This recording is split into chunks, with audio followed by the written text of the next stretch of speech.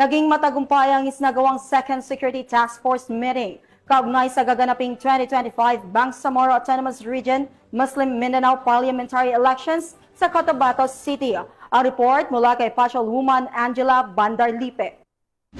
Isang matagumpay na Second Security Task Force meeting ang isinagawa bilang paghahanda sa nalalapit na 2025 Barn Parliamentary Elections na ginanap sa M. Manors Hotel and Convention Center, Cotabato City nito lamang 17 ng Setyembre taong kasalukuyan.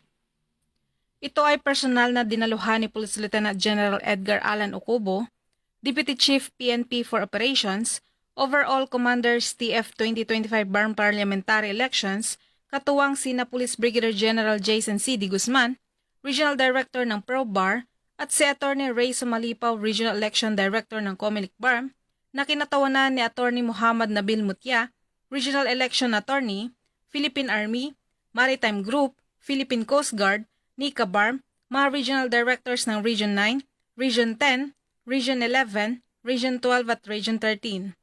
At iba pang ahensya upang pagtibay ng mga plano at estratehiya para sa darating na halalan.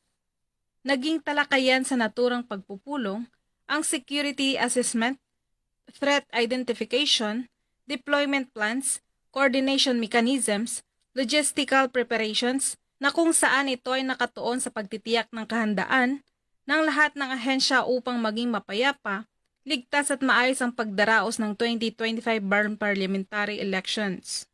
Isa rin itong paraan upang palakasin ang koordinasyon at pagtutulungan ng lahat ng ahensya upang mapangalagaan ng mga botante, kandidato at electoral personnel at upang matupad ang layunin ng pagkakaroon ng isang mapayapa, patas at malinis na halalan sa rehiyon.